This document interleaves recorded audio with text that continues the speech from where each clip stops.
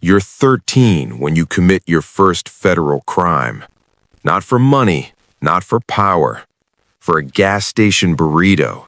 Your best friend Marco is failing biology. His parents said one more failed class and he's gone. Sent to his aunt in Modesto, a town with no Wi-Fi and a permanent smell of almond orchards. You open your mom's refurbished laptop, $120 from a government surplus sale. You're inside the school system in 40 minutes. You don't change his grade to an A. That would be suspicious. You change it from an F to a C-, exactly the kind of grade Marco would earn if he accidentally paid attention for 2 weeks.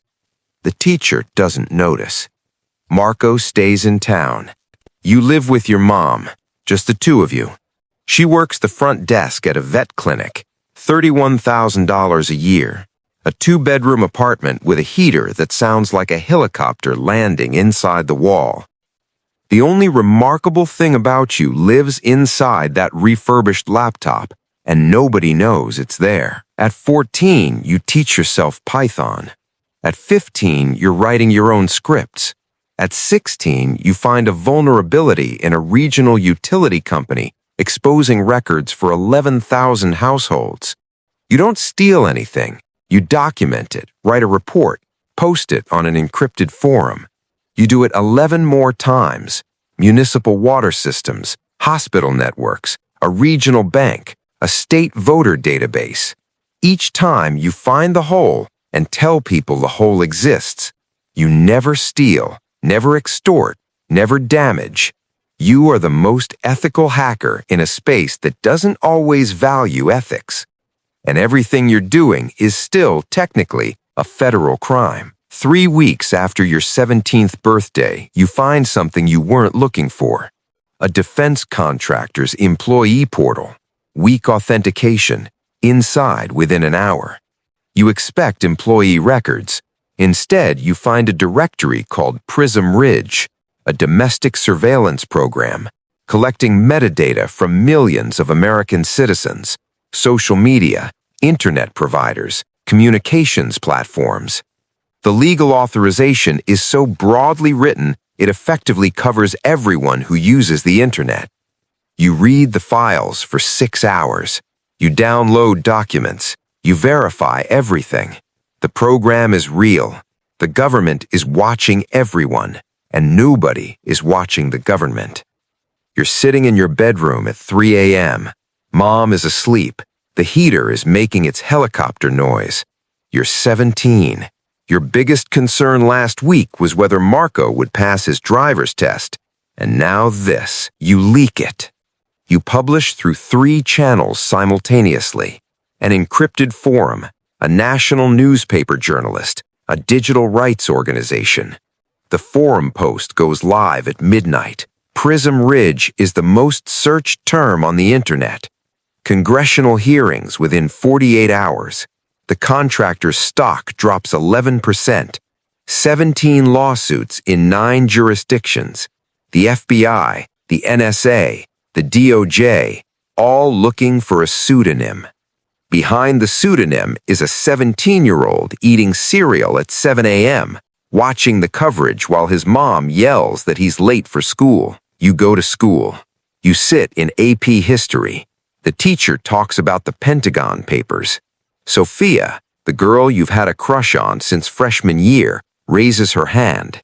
She says the Prism Ridge leaker is a hero. The class votes. 19 say hero, 3 say criminal, 2 abstain. You abstain.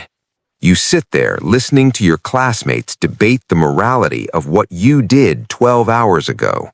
The most wanted hacker in the country is wearing a hoodie with a ketchup stain, hoping the teacher doesn't call on him because he didn't do the reading. A federal judge rules one component unconstitutional. A senator quotes statistics you compiled. Marco says you've been weird positive and it's freaking him out. Sophia talks to you at lunch for the first time. 4 minutes and 20 seconds.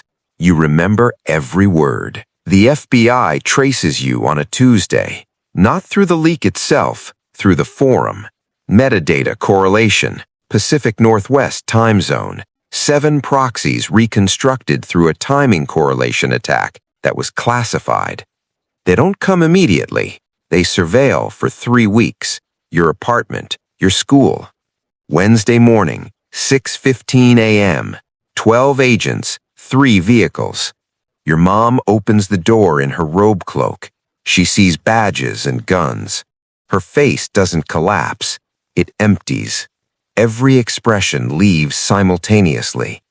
They find you asleep in a video game t-shirt, handcuffed, in your bedroom with the dirty laundry and the Hot Pocket wrappers and the refurbished laptop that just cost you your future. You pass your mom in the hallway. You say, "I'm sorry, Mom." Prism Ridge wasn't only domestic surveillance. Buried inside the mass collection apparatus was a targeted intelligence operation, tracking an extremist cell across 4 countries, close to identifying operational leadership, close to intercepting a planned attack. When you leaked Prism Ridge, you burned the cover. The cell went dark, changed platforms, changed protocols, disappeared. The following Monday, a bomb detonates at a transit hub in a European city.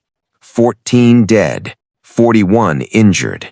You watch the coverage on a television mounted to a wall in a juvenile detention facility. 14 photographs in a grid.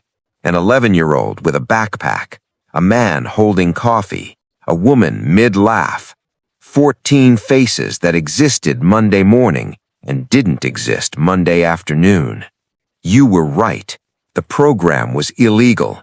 A federal judge said so. 14 people are dead. Both things are true. Both things will always be true. Both things live inside you. You are a whistleblower, and you are the reason a cell went dark. You are a hero, and you are connected to 14 deaths. You were right, and people died. There is no version where only one is true. You opened the file at 3 a.m. because you were 17, and you believed the truth would only do good, because that's what 17-year-olds believe about truth, that it's clean, that it lands where you aim it. The truth is not clean. You were 17. You saw one truth. The file contained 2.